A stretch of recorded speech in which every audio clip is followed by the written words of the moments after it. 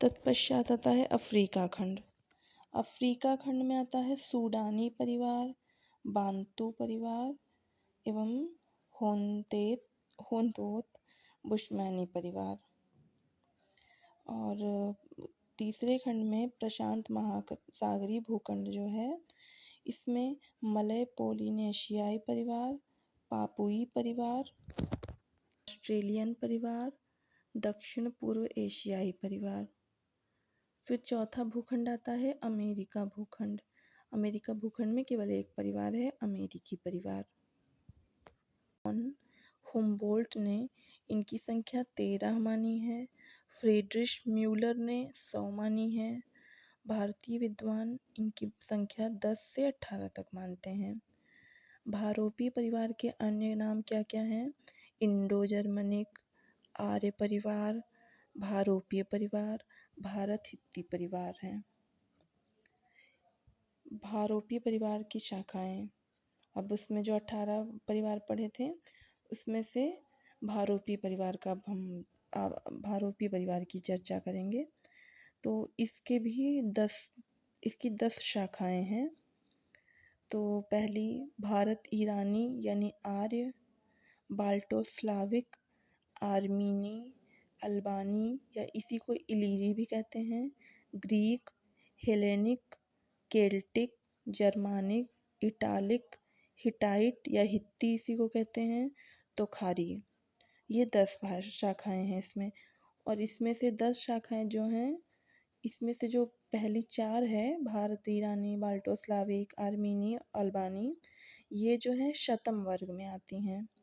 और इसके बाद 5 से लेकर 10 तक जो 6 शाखाएं हैं, ये केंटुम वर्ग में आती हैं। ये सभी परीक्षाओं में बहुत पूछा जाता है, नेट में तो बहुत ही ज़्यादा।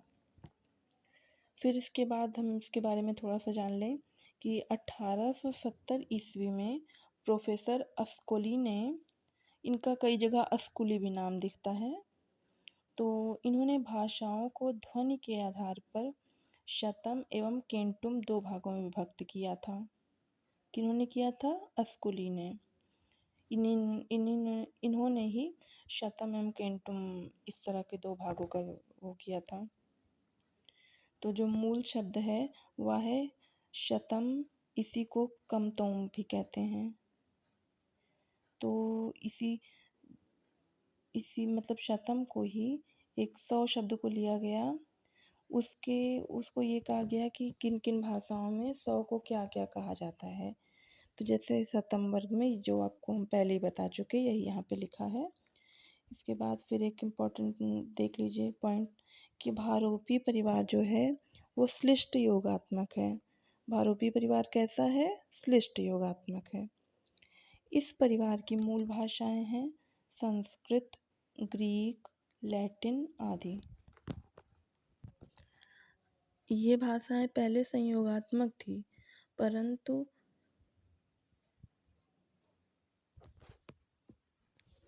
भारोपीय भाषाओं में जो मूल भाषाएं संस्कृत, ग्रीक, लैटिन आदि जो भाषाएं थी वो संयोगात्मक थीं, परंतु इनसे विकसित हुई जो आधुनिक भाषाएं हैं जैसे हिंदी, अंग्रेजी आदि, वो क्या हैं? वियोगात्मक हैं।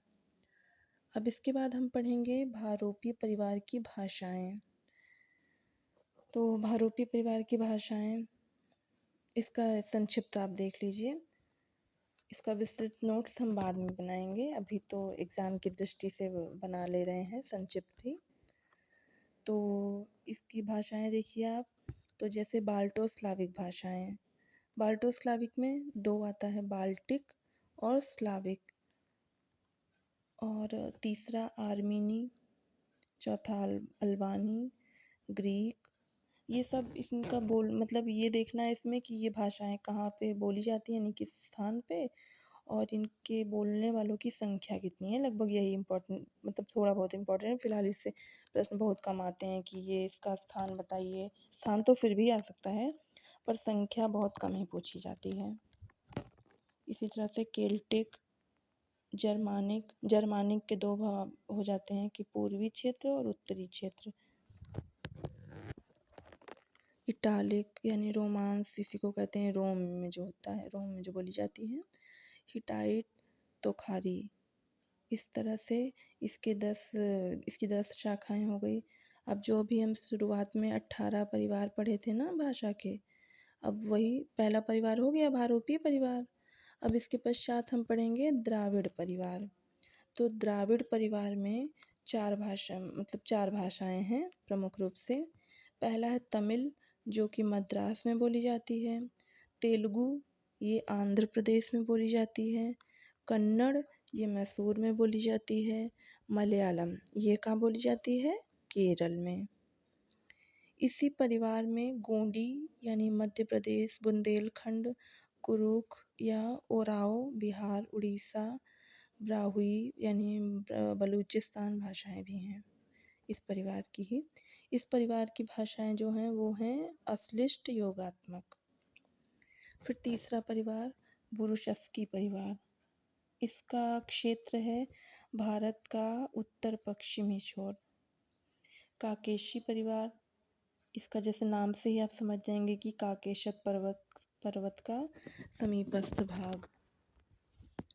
यूराल अल्ताई परिवार, इसमें ये कहाँ से कहाँ तक है कि उत्तर में उत्तरी महासागर से लेकर दक्षिण में भूमध्य सागर तक, पश्चिम में अटलांटिक महासागर से रूस में ओखोटस्क सागर तक। क्षेत्र विस्तार की दृष्टि से भारोपी परिवार के बाद इसी का नंबर है, अर्थात सब क्षेत्र विस्तार की दृष्टि से सबसे पहले नंबर पे आता है भारोपी परिवार और दूसरे नंबर पे कौन सा नंबर आता है? यूराल अल्ताई परिवार। छठा परिवार है चीनी परिवार। इसी को एकाक्षर परिवार कहते हैं। जैसा आप जानते हैं ना, चीनी भाषा कैसे लिखी जाती है, एक एक ऐसे अलग अलग दिखता रहता है। इसका क्षेत्र है संपूर्ण चीन, बर्मा यानी म्यांमार, सियाम, तिब्बत। इसमें भाषाएं देखिए 5 भाषाएं मुख्य रूप से बोली जाती हैं। चीनी, थाई या सियामी, ब्रह्मी या बर्मी, तिब्बती, अनामी। फिर इसके बाद जापानी कोरियाई परिवार। इसका क्षेत्र जैसे आप जान गए नाम से ही, जापान और कोरिया। 8वां परिवार है अत्युत्तरी यानी हाइपरबोरी। इसका क्षेत्र है साइबेरिया का उत्तर पूर्वी प्रदेश। बास्क परिवार, इसका क्षेत्र है फ्रांस स्पेन की सीमा पर पेरिनीज पर्वत के पश्चिमी भाग में। इसमें 8 बोलियां। अब इसके बाद सूडानी परिवार। इसमें उत्तर में हामी परिवार एवं दक्षिण में, इसके उत्तर में हामी परिवार है एवं दक्षिण में बांतो परिवार है। यह अफ्रीका में भूमध्य रेखा के उत्तर से पश्चिम से पूर्व तक है। बांतो परिवार, इसका क्षेत्र भी जैसे आप देख लीजिए कि दक्षिण अफ्रीका का अधिकांश भाग है एवं जंजीबार द्वीप। हो तेनतोत बुश्मैनी परिवार, इसका क्षेत्र है दक्षिण पश्चिमी अफ्रीका, ऑरेंज नदी से नगामी झील तक। ऑस्ट्रेलियन परिवार, ऑस्ट्रेलियन परिवार संपूर्ण ऑस्ट्रेलिया महाद्वीप तथा तस्मानिया। और जो इसमें पहला परिवार छूट गया था ना शुरुआत में, उसका क्षेत्र आप देख लीजिए, नाम से ही पता चल जा रहा है, फिर भी लिख दिया है मैंने। भारत एवं ईरान, इसकी भाषाएं आप देख लीजिए। ये वीडियो परीक्षा की दृष्टि से थोड़ा मैं शीघ्रता से बना रही हूँ। जिसको ना समझ में आए उसको आप आराम से रोक के कई बार देख लीजिए, अपने हिसाब से समझ लीजिए। इसके बाद परीक्षा हो जाए झारखंड प्रवक्ता वाली, फिर मैं इसको विस्तृत रूप से एकदम आराम से पढ़ाऊँगी और पढ़ूँगी भी साथ में। अब इसके बाद अगली कक्षा में हम पढ़ेंगे ध्वनि परिवर्तन के कारण।